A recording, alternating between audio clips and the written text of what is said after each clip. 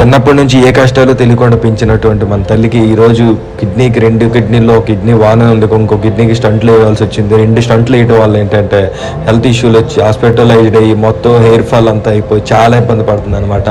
ఇలాంటి సిచ్యువేషన్లో నేను అన్ని పనులు అనుకొని జాగ్రత్త చూసుకోవాల్సిన పరిస్థితి. ఎందుకంటే చాలా మందికి క్యాన్సర్ వచ్చినప్పుడు హెయిర్ ఫాల్ అయిపోతుంది అది అంటారు, కానీ చాలా ప్రాబ్లమ్స్ వన్స్ మెడికలైజేషన్ అయ్యారంటే కంపల్సరీ ఏదో ఒక ఇష్యూస్ వస్తుంటాయి. అలా హెయిర్ ఫాల్ చాలా అయిపోతుంది. కానీ నేను బాధపడుతుంది ఏంటంటే ఇంత పెద్ద సివియర్గా ఇంత ఇష్యూ అయినప్పటికీ కూడా నాకు షూటింగ్లో చాలా మంది నేను వర్క్ చేసే దగ్గర డబ్బులు రావాల్సి ఉండి చాలా మంది మనుషులకు అడిగినా కూడా వాళ్ళు కనికరించుకుంటా హాస్పిటల్లో తల్లి ఉందంటే ఆడికో ఒక తల్లి ఉంటుంది, వాళ్ళకి చెల్లి ఉంటుంది, వాళ్ళ ఇంట్లో ఆడవాళ్ళు ఉంటారు, పేషెంట్లు ఉంటారు, పెద్దవాళ్ళు ఉంటారు.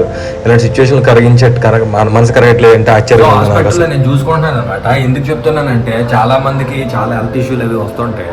వచ్చినప్పుడు మట్టుకు చాలా కేర్ఫుల్గా చాలా జాగ్రత్తగా ఉంటుంటారు, చాలా జాగ్రత్తలు తీసుకుంటారు. కానీ ఏంటంటే ఏటి రాకముందే చాలా జాగ్రత్తగా ఉండాలి, చాలా కేర్ఫుల్గా ఉండాలన్నమాట. ఉద్యోగం ఏం చేయాలి ఇప్పుడు చూస్తున్నాను కదా, చాలా వరకు ఫేస్ చేస్తున్నాను.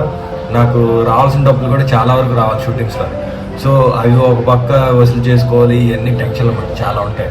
సో పేషెంట్తో ఉండే వాళ్ళు ఎవరైనా సరే కేర్ఫుల్గా ఉండాలి.